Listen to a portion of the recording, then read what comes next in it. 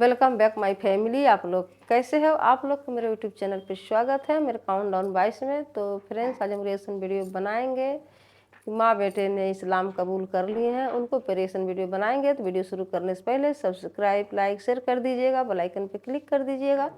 आने वाली हर एक वीडियो को नोटिफिकेशन आप लोग को मिलती रहेगी। प्लीज़ सपोर्ट जरूर कीजिएगा। तो देखते हैं माँ बेटे ने इस्लाम कबूल कर लिए हैं, इनके बारे में जानते हैं। बिस्मिल्लाहिर्रहमानिर्रहीम। अस्सलाम वालेकुम दोस्तों, मेरा नाम है मोहम्मद अनस और आप देख रहे हैं राह जन्नत ऑफिशियल। दोस्तों, आज की वीडियो बहुत ही खास होने वाली है क्योंकि आज हम आपके लिए एक नहीं बल्कि दो स्टोरी लाए हैं। एक स्टोरी है आमना मुसलर की, जिन्होंने अपने बेटे के कहने पर इस्लाम कबूल किया, और दूसरी स्टोरी है अब्दुल करीम और मनकाशपुरम की। तो दोस्तों, वीडियो के एंड तक बने रहिए। और अगर आप रिवर्ट मुस्लिम की स्टोरीज देखने के शौकीन हैं तो हमारा चैनल राह जन्नत ऑफिशियल को सब्सक्राइब कर दें ताकि हमारी हर आने वाली वीडियोस की नोटिफिकेशन आप तक पहुंचती रहे। मोहतरमा अमीना मुसलर, जो कि जर्मनी से हैं, कहती हैं कि एक दिन मेरा बेटा रोता हुआ मेरे पास आया और कहने लगा, माँ, मैं मज़ीद ईसाई रहकर ज़िंदगी नहीं गुजारना चाहता, मैं मुसलमान होना चाहता हूँ, और तुम भी मेरी माँ, तुम्हें भी मेरे साथ इस्लाम कबूल कर लेना चाहिए। पहली दफ़ा मुझे एहसास हुआ कि मुझे वाकई इस्लाम कबूल कर लेना चाहिए। मेरा जहन माजी की तरफ चला गया। कई साल पहले बर्लिन की मस्जिद के इमाम साहब ने मुझे इस्लाम से मुतारिफ कराया था। तभी मैं ये महसूस करने लगी थी कि इस्लाम ही मेरे लिए काबिल कबूल दीन है। 20 साल की उम्र में ही मेरी अकल ईसाइयत के अक़ीदा तस्लीस को किसी तरह भी कबूल करने पर तैयार ना थी। फिर हकीकतन मैं अपने मुआशरे के दबाव और वक्ती मजबूरियों के बाइस इस हक की शहादत ना दे सकी जो मुझे ज़रूर देनी चाहिए थी। मगर अब जबकि मेरा बेटा मुझसे इस्लाम कबूल करने को कह रहा था तो कोई वजह ना थी कि मैं इस्लाम कबूल ना करती। अब मैंने नए सिरे से इस्लाम का मुताला शुरू कर दिया, जिसके बाद मुझे मालूम हुआ कि सिर्फ मरते वक्त पादरी के सामने गुनाहों का एतराफ़ मुझे आखिरत की नाकामी से बचा नहीं सकता, ना ही कोई बड़े से बड़ा पॉप वहाँ मेरा मददगार हो सकता है। बिल आखिर इन सब बातिल अकायद को तर्क करते हुए मैंने इस्लाम कबूल कर लिया। अल्लाहु अकबर। दोस्तों, अब चलते हैं उस वाक़े की तरफ जिसे सुनकर आपको गुस्सा भी आएगा और आप अपने मुसलमान होने पर फ़ख्र भी करेंगे। दोस्तों, मनकाशपुरम एक हिंदू कारोबारी शख्स था। उसने अपना ज़्यादातर पैसा फिल्म इंडस्ट्री और वजारत दिफा के तहत हथियारों की खरीद फरोख्त पर लगा रखा था, और अपने रियासत के कई एमएलए और कई एमएनएस पर वो इन्वेस्टमेंट किया करता था। उम्मीदवार इलेक्शन जीतकर मनकाशपुरम की मर्जी की पार्टी में शामिल होते थे, जहां उनका काम अपनी आवाम की खिदमत या मुल्क की खिदमत नहीं बल्कि उसके कारोबार और मफादात का दिफा करना होता था। कारोबार का सबसे अहम उसूल उसने बहुत अच्छी तरह अपना रखा था, और वो ये है कि वो सियासतदानों और इस्टेब्लिशमेंट को माली मदद के नाम पर बहुत पैसा खिलाता था। गरीब गुरबा का मुंह बंद करने के लिए उसने कई लंगर खाने खोल रखे थे, और मजहबी लोगों को अपने ताबे करने के लिए उसने मंदिर भी बनवा रखे थे। यानी कि हर लिहाज से उसने खुद को महफूज करके रखा हुआ था। दिल्ली में उसने अपना एक बहुत बड़ा घर बना रखा था। उस घर की देखभाल के लिए उसने एक मुसलमान मुलाजिम को रखा हुआ था। उस मुलाजिम का नाम अब्दुल करीम था। वो इंतहाई मुत्तकी और परहेजगार शख्स था। दयानतदारी और ईमानदारी में उसका कोई सानी ना था, मगर इन सब खूबियों पर भारी उसकी ये खूबी थी कि वो बहुत रहम दिल था।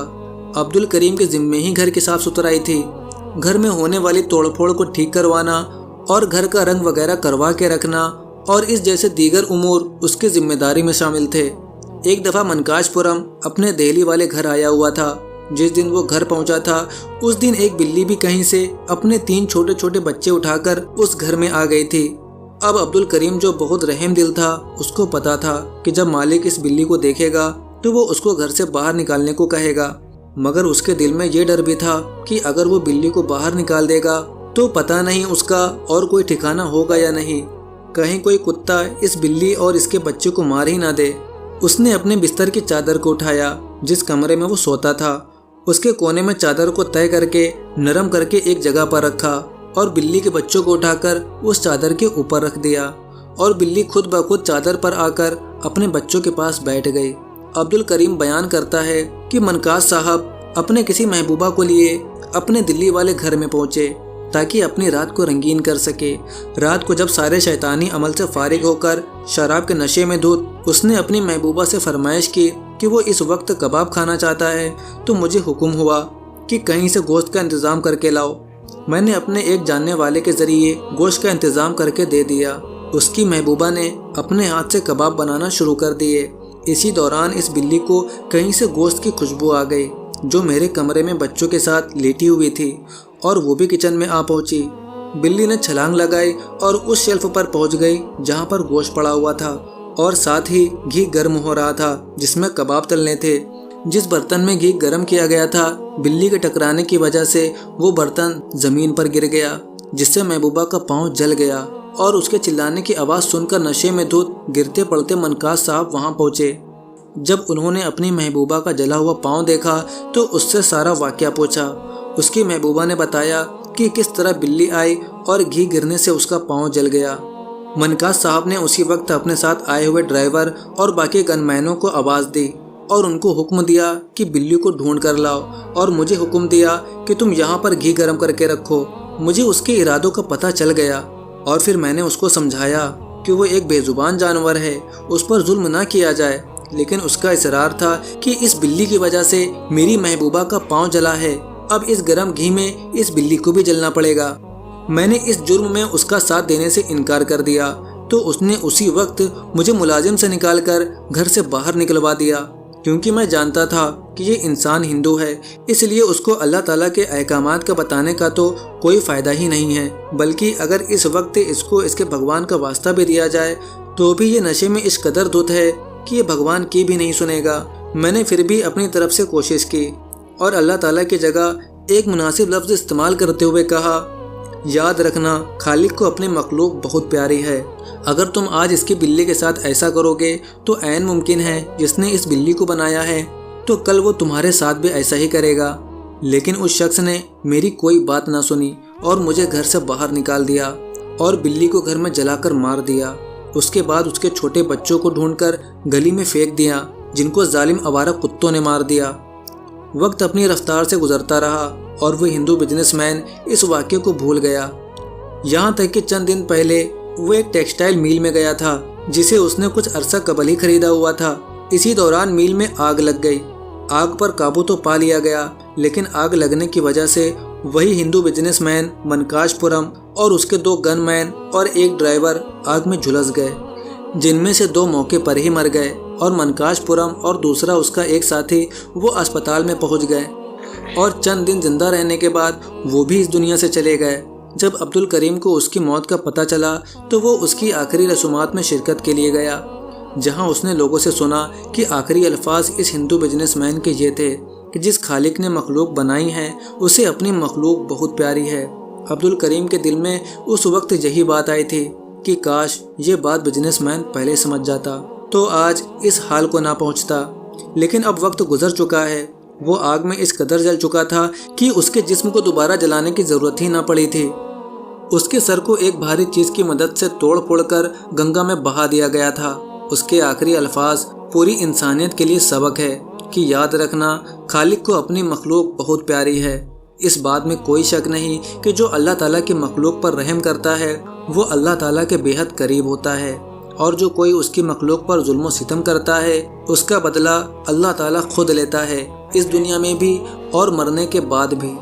तो फ्रेंड्स, कितना मतलब डरावना से कितना मतलब वाक़या कैसी थी, मतलब उस हिंदू के जो कैसे बिल्ली को मार दिए थे कितनी बेरहमी से। तो सच में बहुत ऐसे लोग होते हैं जो जानवर को मारते रहते हैं, उनको साथ बहुत ज़्यादा अत्याचार करते हैं। अभी भी बहुत लोग ऐसे इस दुनिया में पड़े हैं। तो सच में हम किसी के क्यों मारे? हम तो जो खुदा हैं सबको जन्म दिए हैं, चाहे इंसान हो चाहे मतलब पक्षी पंछी जानवर कोई भी हो, मतलब उनको कोई किसी को कुछ भी करने की कोई ज़रूरत नहीं है। वो उसने दिए हैं तो उन्होंने ख़त्म कर सकते हैं। हम लोग कौन होते हैं उनको मारने के पीटने के? तो इंसान सोचते नहीं है कि हम क्या कर रहे हैं। वो अपना खुद एठो दुखदाई बना लेते हैं, एठो पाप के गठरी बना लेते हैं। फिर जैसा वो करते हैं वैसा उनको साथ भी फिर बाद में हो जाता है। तो सच में जो भी होता है जीते ही जीते होता है, मरने के बाद कौन देखने आता है। तो सच में इंसान के कर्म को फल उनके जीते ही जीत मिल जाती है। जब तक वो जिंदा रहते हैं उसी वक्त उनको पता चल जाता कि मैं क्या किया हूँ, अच्छा किया हूँ, बुरा किया हूँ। तो सच में ये वाकया सुन के कितना अच्छा लगा। एक मतलब इंसान के एक सीख मिल जाएगा, एक सावधान हो जाएंगे लोग ये देख के कि ऐसा नहीं करना चाहिए।